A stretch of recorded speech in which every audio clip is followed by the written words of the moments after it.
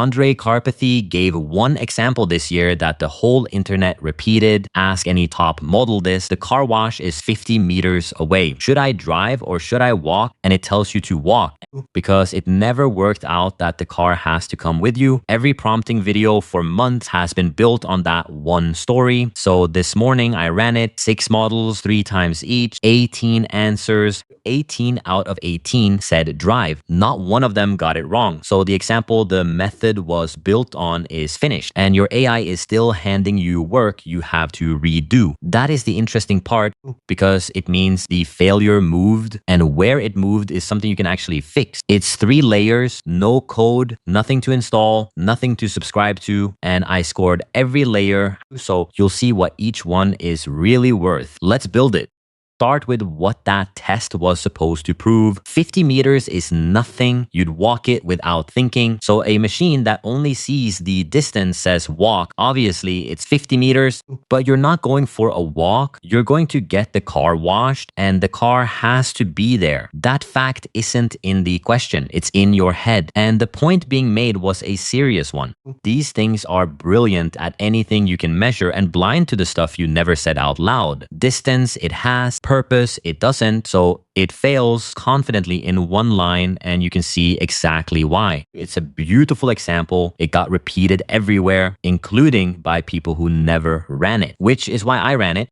6 models, GPT 5.6, Gemini 3.7, Claude Opus 4.5, GLM, Kimi, DeepSeek. Same question, word for word, 3 separate times each, so nobody gets lucky once. 18 answers came back. Every single one said drive. Most of them explained it before I asked. You need the car at the car wash. If you walk, you'll get there with nothing to wash. One of them added that you'd have to walk back for it. That's not a model failing at context. That's a model that has quietly picked up the thing everyone said it couldn't do. And I want to be straight about what that does and doesn't mean. It doesn't mean these things understand you now. It means this particular gap closed, and the gap you're actually hitting every day is somewhere else. So let's go find it.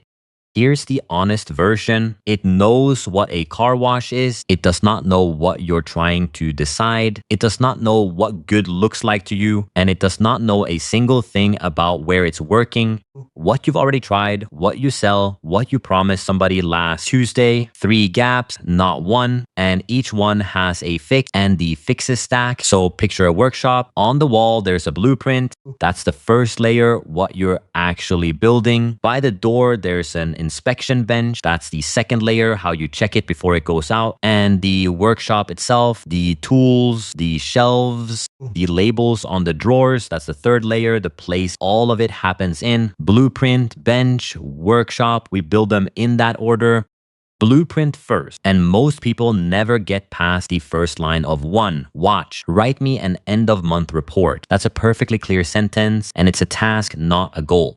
The goal is the decision the report exists to make. Am I spending next month getting new customers or keeping the ones I've got? That's the actual question, and nothing on earth can guess it for you. You've got it, and it never left your head. So the whole first layer is one job, getting what's in your head onto the page, and the easiest way I know is to stop writing and make it ask. Tell it, interview me until you can state the goal in 1 sentence, then wait for my answer. It asks 6 questions, you answer them, that's your blueprint, and it took 4 minutes.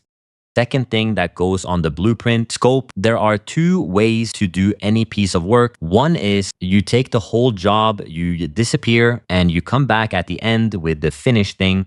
The other is you cut it into small pieces and show your work after each one. Everybody knows the second way is better with people. Almost nobody does it with AI because the whole appeal is handing over the entire job and walking away. So you write 4 paragraphs, hit go, and get back a wall of text that's wrong in a way that started in the first sentence. Small pieces, 1 checkpoint each. You look, you correct, you go again. Tell it plainly. Bias to the smallest piece that can be checked. It works because a wrong turn costs you a minute instead of an afternoon.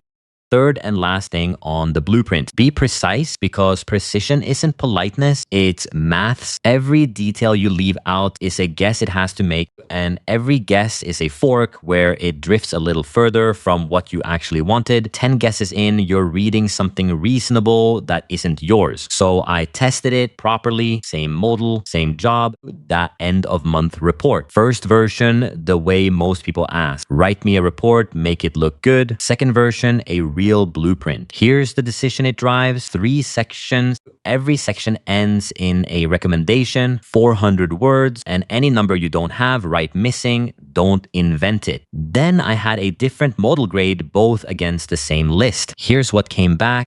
The lazy one first, 749 words. On following the format, it scored 0 out of 10 because there was no format. It just wrote until it stopped. On being any use for a decision, 2 out of 10. The grader called it a blank template, not a report. Now the blueprint version, 294 words. Format, 10 out of 10. Every section landed where I said it would. And useful for a decision, 4. It went from 2 to 4, not 2 to 9. And that's the number that made this video because it's the thing people don't tell you about prompting. A blueprint fixes the shape of the answer. It cannot fix the fact that it doesn't know anything about you. Hold that 4, we come back to it.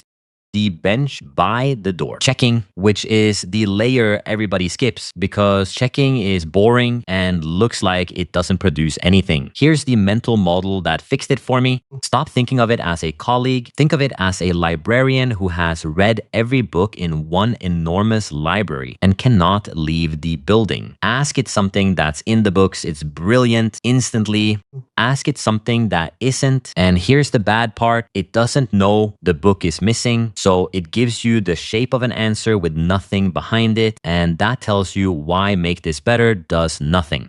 Better is a feeling. You can't look it up. Pleading doesn't work. Threatening doesn't work. All caps doesn't work. There's one lever that does. You tell it what you'll be checking before it starts. So say what good is up front in the boring specific way, not make this report look good. Instead, 3 sections. Each one ends with a line that starts, recommendation, under 400 words. Any number you don't have, mark it missing. Read those 2 again. The first is a wish. The second is a checklist. And a checklist is something a machine can actually run against its own work before it hands it to you. That's the whole move. You're not asking for effort. You're handing over the marking scheme with the exam. And notice this is the same discipline as layer 1, pointed at the finish instead of the start. Precise going in, precise coming out. If you only take one line from this video, add this one. Tell me the criteria you'll judge this against before you write it. Second move on the bench, and it's the one I use most. Get a different model to mark the work. Different model, different library, different blind spots. The first one can't see what's missing from its own shelves. A second one often can. That's not a theory, it's literally how I got the numbers I just read you. One model wrote the report, a completely different one graded them against a fixed list, and it caught things I would have skimmed past. It said, this is a blank template, not a report. It counted whether the sections ended the way I demanded, and when you do this, insist on a number and a reason. A grader that says looks good is a grader that cannot fail anything, and a check that cannot fail is not a check. It's decoration.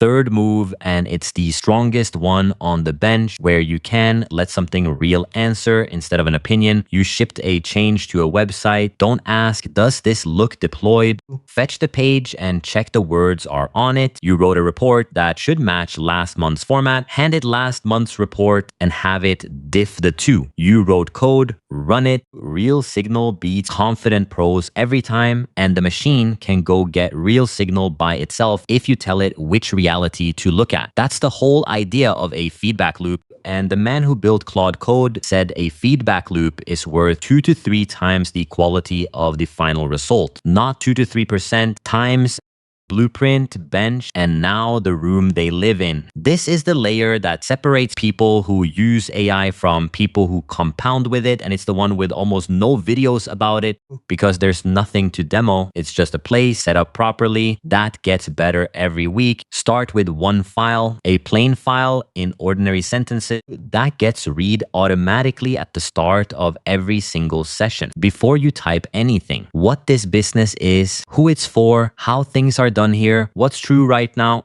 Mine is 267 lines, and it is the single highest leverage thing on this machine because every conversation starts on top of it instead of starting from nothing, and then it grows. Instructions you keep repeating become a page. Facts become files. Things that happened get written down with a date. Now, let's go back to that 4. Same model, same blueprint, same grader, same list. The only thing I changed was the workshop, 1 page of true things about the business, the sort of file that gets read at the start of every session, subscribers, members, what they pay, what churned, what the goal for the quarter is. Useful for a decision went from 4 to 8. Format stayed at 10. It still invented 0 numbers. It still wrote missing where something was missing. 2 to 4 to 8. The blueprint doubled it. The workshop doubled it again. And that's why the order matters. Most people spend their week rewriting the prompt, which is the 2 to 4 move, and never do the 4 to 8 one.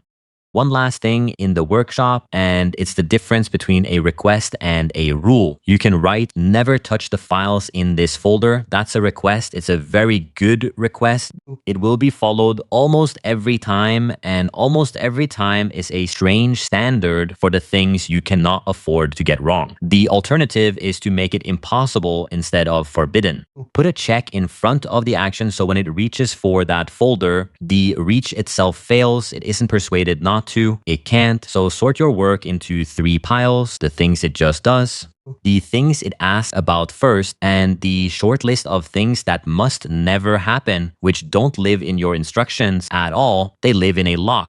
That's the whole method. Blueprint, so it knows what you're actually deciding. Bench, so nothing reaches you unchecked. Workshop, so today starts where yesterday finished. And the reason the car wash question stopped being a good example is the same reason the 3 layers still matter. The models got better at the world. They still know nothing about yours. Karpathy was asked what's worth learning deeply now that intelligence is cheap. And his answer was that you can outsource your thinking, but you can't outsource your understanding. Every layer here is just your understanding written down somewhere the machine can reach. So watch this one next. It takes the same setup apart block by block and it answers the question this one leaves you with. It's right here. See you in it.